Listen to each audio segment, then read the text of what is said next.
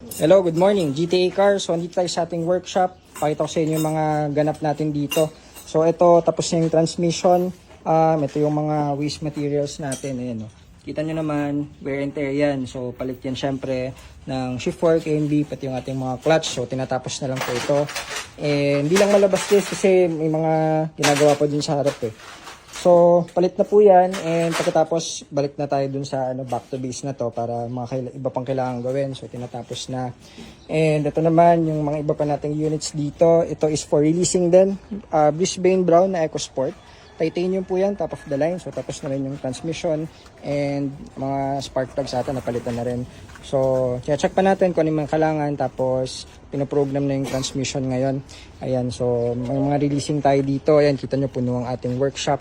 Ito rin is, ito po is hindi galing pala to sa, hindi to GTA guys. So, si sir sa abroad, hindi kasi ata masyado nagagamit. Parang nagka-problem. Inayos lang din natin yung mga kailangan, yung mga shift work ata pinalitan.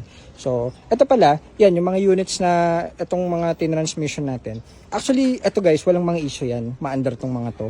Ito, tsaka yun, yung Brisbane Brown. So, kaso SOP kasi natin, either way, kasi nga wear and tear yan. Kita nyo naman, yung pinakita ko sa inyo yung shift work. Ganun na yung mga nasa loob niyan. So, over time, syempre, araw-araw ginagamit yan. Ilang years na rin siya sa daan. Kaya, wear and tear yung ating mga parts, mga belt, mga timing belt. So lahat yan sinasama na natin dito. So meron pa tayong mga ito pala, yung mga naghahanap ng trend. Meron tayong mga trend na EcoSport dito. So tapos na rin ito. Ang next natin dito guys yung sa paint shop. Ayan, so available po ito, automatic transmission. Ayan, pa bang mga pwede nating pakita dito. So itong silver na EcoSport, reserved na rin yan. So waiting na lang tayo, dala natin yung ating yung sa brake fluid para natin to, kasi pinalitan ng ABS yan guys. And itong isang EcoSport natin yan, yung 2017. So sold na po yan. Shout out po kina ma'am. Galing pa sa Morocco ata yun. Yan sa Morocco. Tapos may isa pa tayong orange doon na Mars Red. Kaka-reserve lang din kanina. Sila ma'am naman taga Uganda. So thank you so much po sa inyo. And ayan, so ito yung mga ating ganap dito sa workshop. So, hindi ko alam, minsan mainit, minsan maaraw.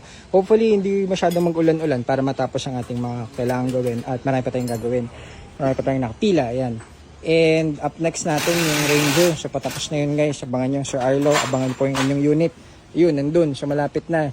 Kinakabit na po yung mga kailangan para matesting na natin ang inyong poging wild track.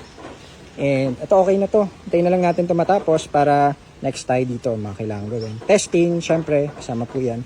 So, may mga pila pa tayo dun sa kabila. Pagkatapos ito, ikot tayo at palit naman ng units para mabilis. Ayan. So, good morning po, GTA Cars. Ito ang mga ganap natin today. Back to base muna tayo. Salamat.